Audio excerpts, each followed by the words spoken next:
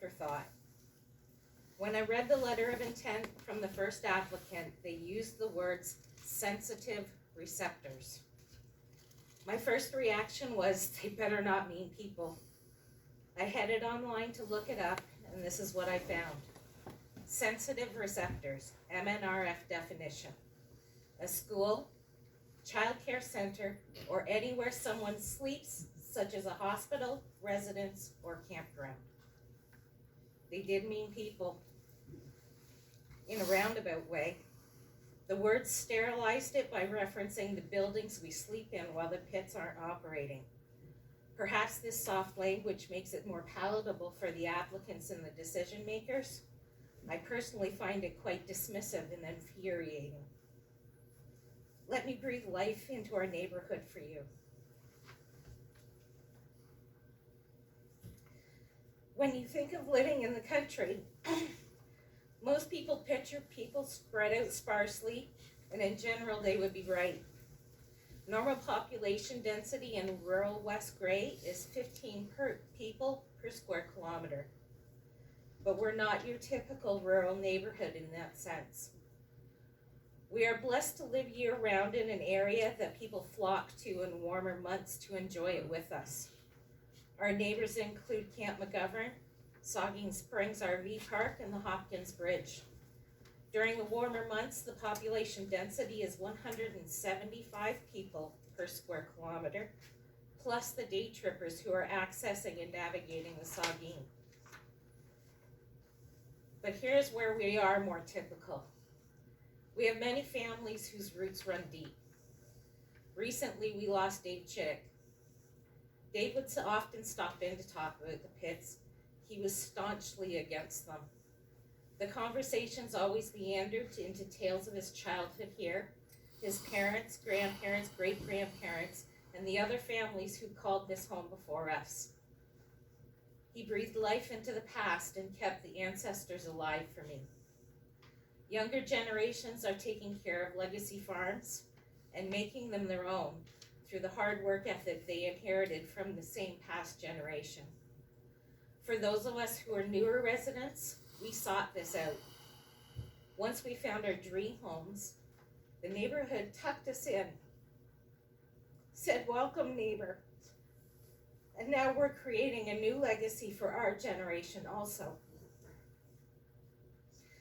Residents take care of each other. There's always an extra hand when needed. If a chicken needs a new home, there's one right around the corner.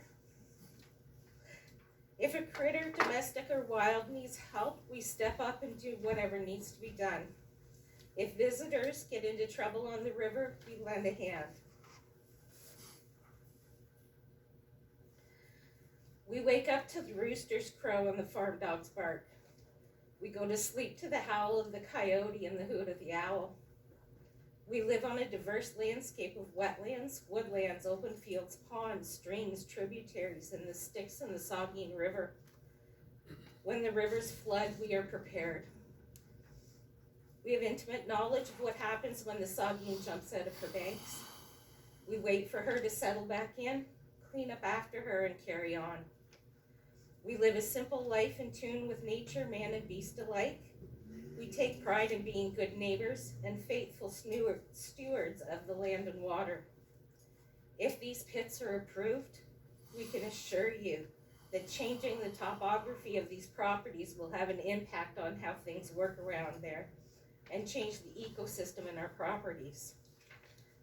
The ambiance we treasure and others seek will go from the rooster and farm dog, coyote and owl, and a couple farm tractors a few times a year, to 3 industrial operations and up to 500 trucks a day from sun up to sundown. I cannot begin to imagine how that will sound, and I hope I'll never find out. I could carry on and talk about emissions and dust, the risk of drinking water, the loss of wildlife, including endangered species, the far-reaching changes to the management of storm waters and flood events of the Saugeen, the danger of mixing dump trucks and families driving and walking on our roads, the impact on our properties, including the decreased property values, the diminished quality of life we will experience, and the most troubling, the scarred legacy we would leave behind for the next generation. But I digress. We will not allow ourselves to be an afterthought in the interest of profit for others. We will continue to be good stewards of the land and river, and we will protect both in the stead of a broken system that is falling short of its duty to protect it with us. We will fight this with everything we have. If anything, this has brought us all closer together. We will carry on. Thank you, everyone.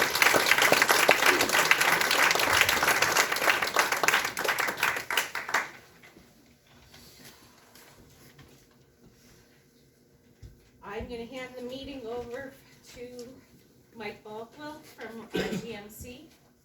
He's going to be our first speaker, and he's going to manage the rest of the meeting for us. Thanks, Mike.